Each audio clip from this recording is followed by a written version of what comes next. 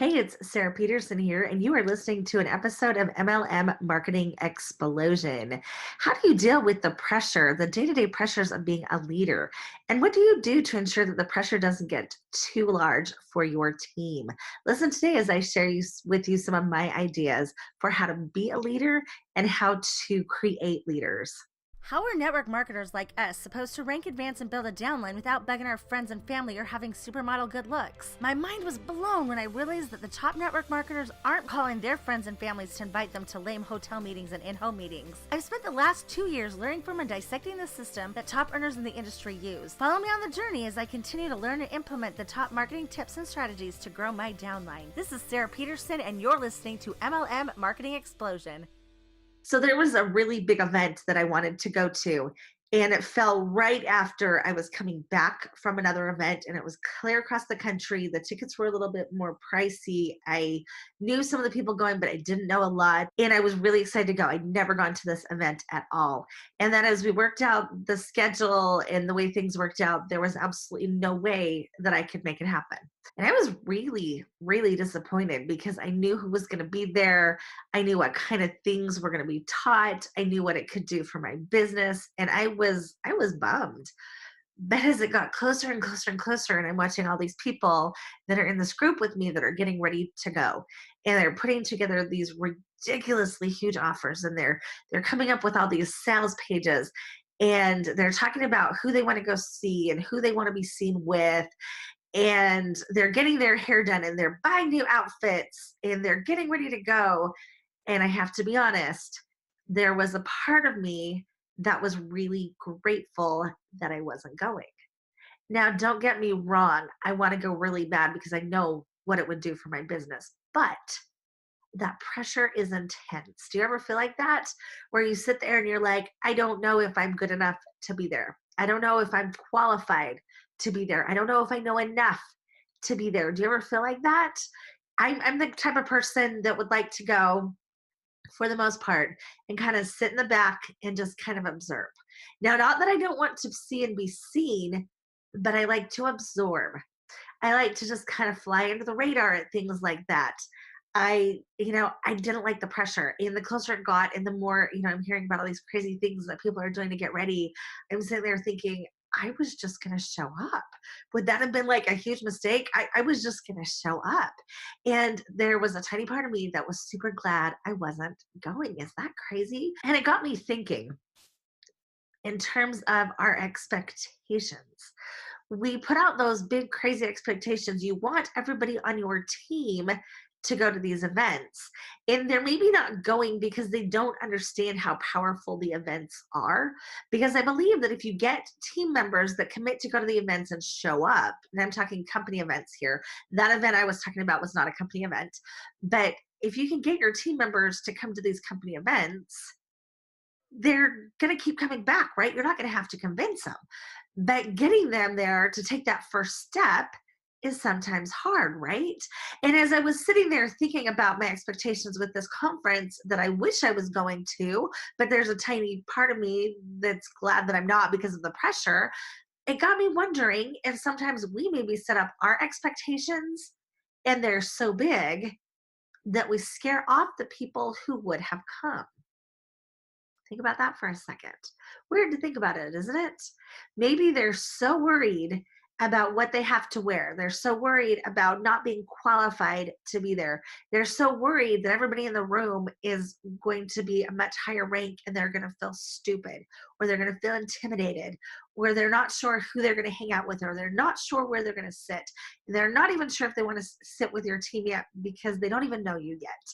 Do you know what I'm saying? Now, I'm not saying that all those feelings were totally true for me either, because I knew the people I was going to go see there and I was excited to finally meet them in person.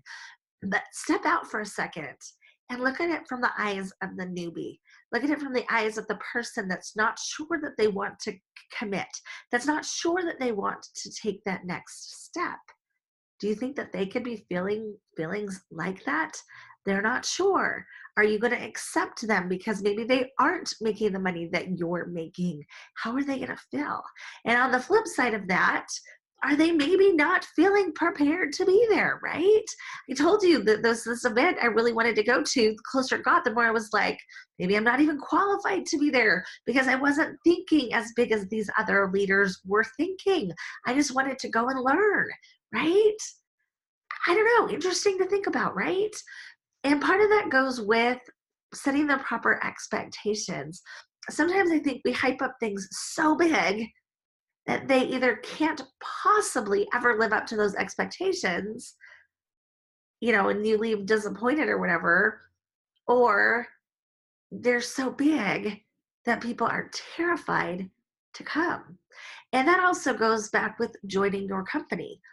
What expectations are you setting for the person coming in? I can't tell you the amount of times that I'd hear people say, this is easy. This is like falling off a log. Anybody could do this business. Anybody could blah, blah, blah, blah, blah. And I think sometimes when we do that, it's setting that wrong expectation. Somebody joins your team and it's going to be easy. You guys, it's not easy. I don't care who you are. It's not easy.